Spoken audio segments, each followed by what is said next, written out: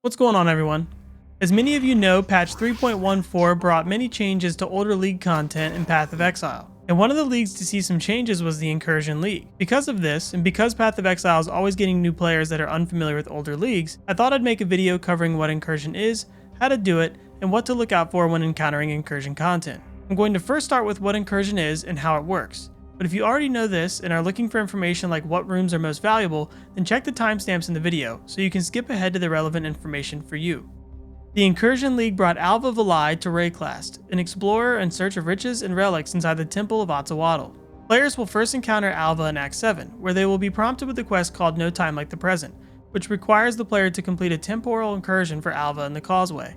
After completing this quest, Alva will have a chance to spawn in most areas, giving the player an opportunity to enter 3 incursions. In an incursion, players will be brought back in time during the temple's construction and will be able to influence its creation by killing one of the 2 Vaal architects who are overseeing its development, and by picking up stones of passage and using them on locked doors, which will make a passageway to an adjacent room of your choice in the present-day temple. By now, I'm sure those of you who aren't familiar with Incursion are wondering, time travel, Vaal architects, what the hell is this bald butthole going on about? Calm down, because I was just about to show you. When you come across Alva, you will be presented with blueprints of the Temple of Ultimatum. It is on these blueprints where you can see the current layout of your temple and which room Alva has selected for this particular incursion. If you look in the upper right hand corner, you will see the details of this incursion. This is where you will see the information about the previously mentioned Vaal architects. And you also notice that this is the exact layout of the room you are about to enter. This means the architect displayed on the left can be found in the western part of the room, and the one on the right can be found directly opposite in the eastern part of the room. If you ever have trouble finding the one you are looking for, then just keep an eye on your map for the icon that corresponds with the architect you're trying to find. Before entering the incursion, you will want to hover your mouse over both architects and decide which one you are going to kill. You will have 2 different options. You can either upgrade the room to the next tier or change it to an entirely new room with different features, both of which will require you to kill one of the architects. If for whatever reason you don't want to do either of these things, then you could go into the incursion and ignore the architects entirely, which will leave the current room the same. While inside the incursion, you will also come across stones of passage, which are items that drop from slain enemies within the incursion. These are used to unlock doors to adjacent rooms. Locked doors will have a red color to them and unlocked doors will be green. You can see which areas are locked or unlocked on the same menu where you find the information about the architects. The blueprints of the temple will also reflect this. When you've decided which architect to kill and which doors you want to unlock, if any at all, then it's time to enter the incursion. Once inside, you will initially have 10 seconds to complete your objective.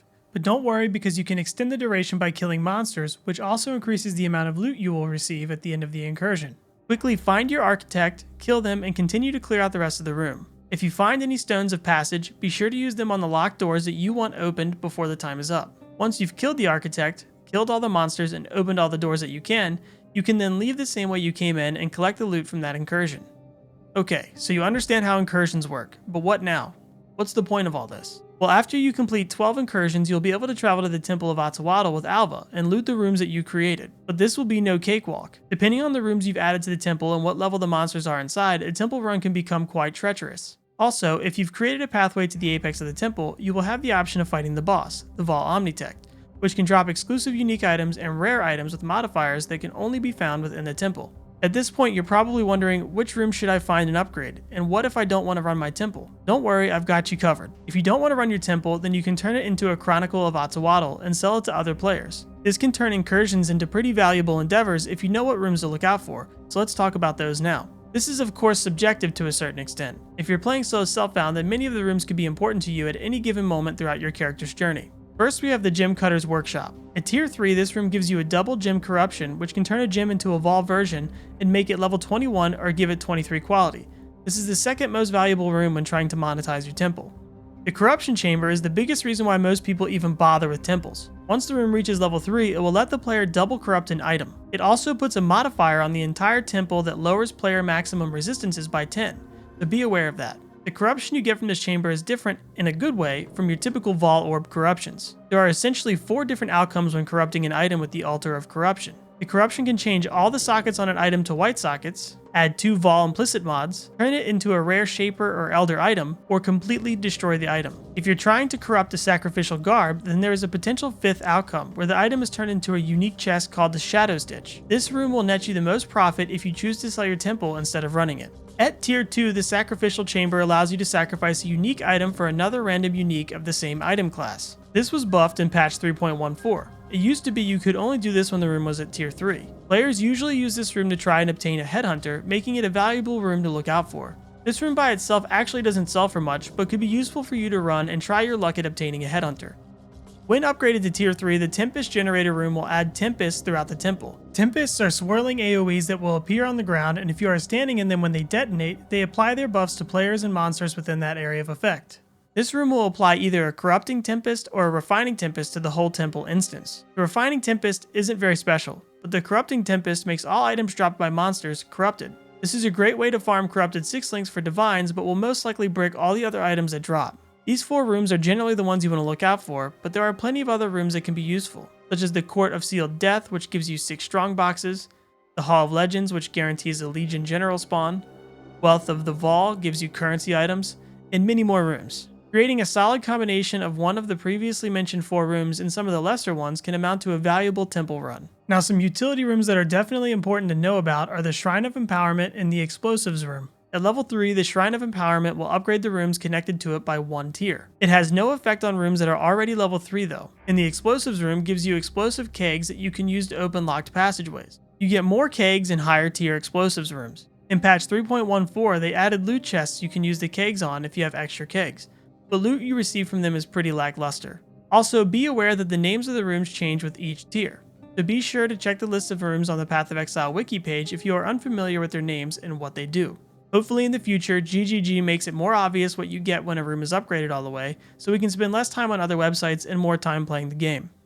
In patch 3.13, we were given Atlas passives, which allows players to customize and engage with the content that they enjoy most on a per region basis. The 2 areas on the Atlas that have incursion related passives are Glenish Cairns and Lexajoris. Lexajoris gives you access to the Vaal Flesh Merchant within Incursions, which is basically just a loot goblin. Another passive makes all monsters in Incursions at least magic and doubles the time gained from kills inside Incursions. The most important passive here is Time and Again, which gives you a 10% chance to get an Alva mission when completing any map within that area. This passive makes Lexajoris the prime area to farm Alva missions, and when you farmed up enough missions, you run them on maps in Glenish Cairns. This is because Glenish Cairns offers 2 Atlas passives that make it much easier to upgrade rooms in your temple. The first one, Resource Reallocation, gives you a 50% chance to upgrade the tier of a room by 2 when killing the architect that would normally upgrade it by 1. There are sometimes rooms that are blank slates, meaning they will not have an upgrade option but rather 2 options to turn them into a room. This Atlas passive does not apply to them. Some of these rooms are the Antechamber, Banquet Hall, Cellar, Chasm, and Cloister. There are more like these, so just pay attention to what type of rooms you are encountering. The last passive in Glenish Cairns is called Contested Development, which makes it so killing the resident architect adds their upgraded tier to the surviving architect's room. So for example, if you have a tier 1 Gem Cutter's room and have the option to turn it into a Corruption Chamber, and you choose to do that, then it would turn into a Corruption Chamber plus 1 level. These 2 passives make Glenish Cairns the best area on the map to farm temples. Now onto some tips that can help make your temple farming a little easier. The area level of a completed temple is based off the average level of zones you did the incursions in plus 10 levels. But this level is capped at the highest level incursion you opened. What this essentially means is that if you want a higher area level for your temple, then make sure to run at least 1 Alva incursion in a higher tier map. This will ensure that the area level of your temples isn't capped at a low level. If you are trying to upgrade a certain room in your temple and that's the first room you come across when running into Alva, then don't do any other incursions in that area. Do this because you can't get the same room twice in one area, and by avoiding the other 2 incursions, you increase your chances of getting the room you want in the next set of incursions. And the last tip is for you Trade League folks. If you're trying to find the value of your temple or purchase a temple chronicle, you can search for the rooms you want on the Path of Exile trade site. Again, make sure to reference the Path of Exile wiki page if you don't know the name of the rooms you are searching for. And that wraps up this guide on incursion related content. If you have any questions, ask them in the comments below and I'll try my best to help you out. If you liked this video or found it helpful, let me know by giving it a thumbs up. And be sure to subscribe for more gaming related content.